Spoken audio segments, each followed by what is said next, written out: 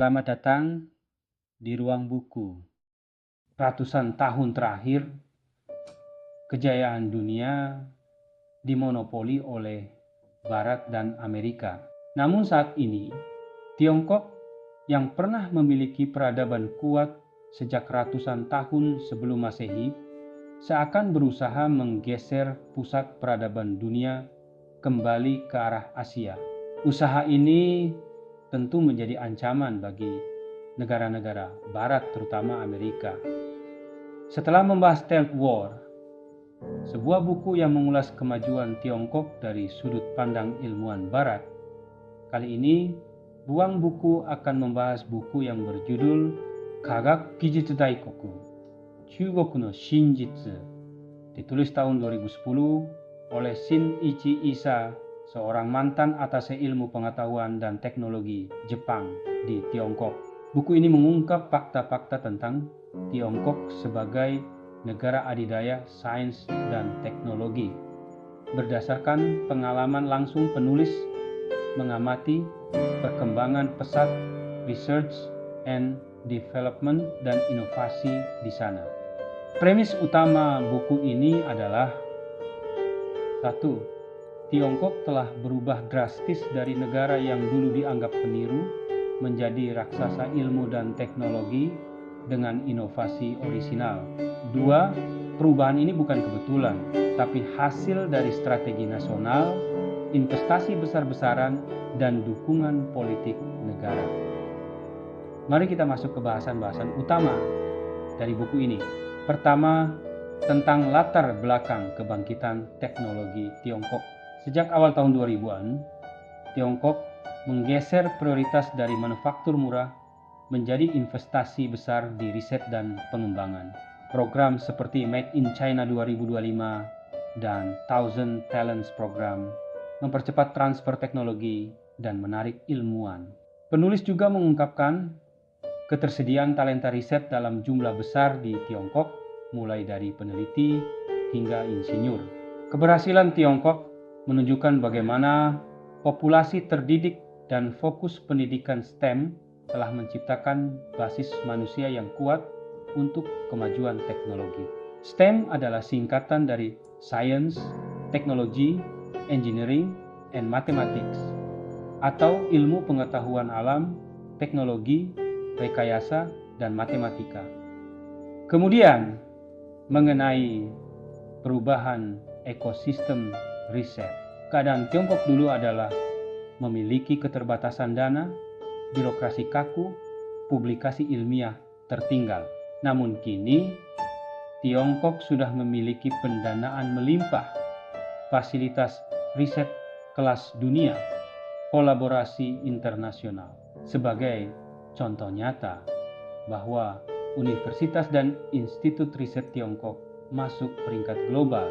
Dalam hal ini, penulis menyoroti bagaimana riset dan pengembangan didukung oleh pendanaan yang melimpah, menciptakan kontras nyata dengan kondisi di Jepang. Pemerintah dan perusahaan besar memberikan akses ke anggaran besar, mendorong percepatan inovasi. Kemudian, seperti apa situasi Tiongkok saat ini dalam bidang teknologi strategis? 1. Di bidang ruang angkasa, Tiongkok memiliki roket Long March, stasiun luar angkasa Tiangong, misi bulan Chang'e. 2. Di bidang AI dan Big Data, Tiongkok memberi dukungan yang kuat untuk Baidu, Alibaba, Tencent, SenseTime. 3. Di bidang bioteknologi and life sciences, Tiongkok memiliki CRISPR atau Clustered Regularly Interspaced Short Palindromic Repeats, sebuah teknologi pengeditan gen yang menjadi inti dari penelitian genetika dan vaksin. 4. Di bidang energi baru dan terbarukan, Tiongkok menjadi pusat pengembangan dan produksi baterai litium, panel surya, kendaraan listrik. 5. Di bidang telekomunikasi, Tiongkok memiliki Huawei dan ZTE sebagai pemimpin teknologi 5G. Lalu bagaimana peran pemerintah dan strategi nasional Tiongkok. Pertama, Tiongkok tidak menyerahkan riset sepenuhnya ke pasar bebas. Kedua, ada arah strategis negara, di mana riset diarahkan sesuai kebutuhan nasional seperti bidang pertahanan, energi, dan digital. Ketiga, pemerintah mendorong kolaborasi industri universitas riset. Sebagai efek dari peran tersebut, penulis mengulas bagaimana perusahaan teknologi Tiongkok berkembang cepat, termasuk raksasa seperti Baidu, Alibaba, Tencent, Huawei, dan lintasan mereka dalam mengadopsi dan menciptakan teknologi mutakhir. Terus, bagaimana dampaknya terhadap dunia secara global? 1. Tiongkok mulai menjadi trendsetter teknologi global, bukan sekadar follower. 2. Dominasi di 5G, EV, atau kendaraan listrik dan solar panel yang membuat negara lain memiliki ketergantungan. 3. Menimbulkan kekhawatiran geopolitik, terutama bagi Amerika Serikat dan Jepang. Penulis juga menekankan pentingnya ukuran pasar domestik Tiongkok sebagai kekuatan pendorong inovasi, memungkinkan skala riset dan pengembangan lebih besar mandiri dibanding negara lain. Terlepas dari itu semua, ada beberapa kritikan sekaligus menjadi tantangan bagi negara Tiongkok. 1. Masih ada masalah plagiarisme akademik dan tekanan politik dalam riset.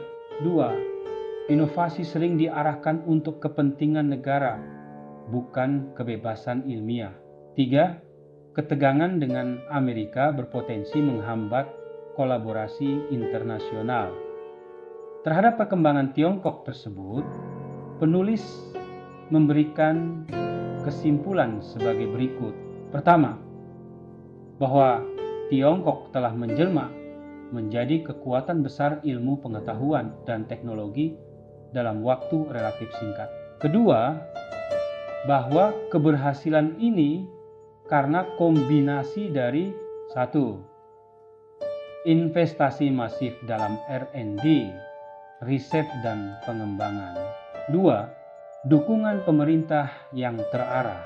3. Integrasi teknologi sipil dan militer. Kesimpulan ketiga, bahwa dunia, termasuk Jepang, perlu memahami kenyataan ini untuk bisa bersaing dan berkolaborasi secara strategis.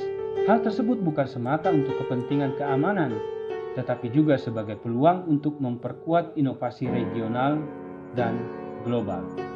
Terakhir, melalui buku ini, penulis seakan memperingatkan Jepang dan Amerika khususnya, serta dunia pada umumnya, bahwa kekuatan superpower teknologi Tiongkok tidak bisa dinafikan.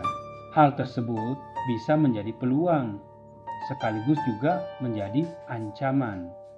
Maka keberhasilan masa depan sangat ditentukan oleh cara negara lain berinteraksi dengan Tiongkok. Demikian ulasan singkat untuk buku kali ini. Semoga bermanfaat. Terima kasih.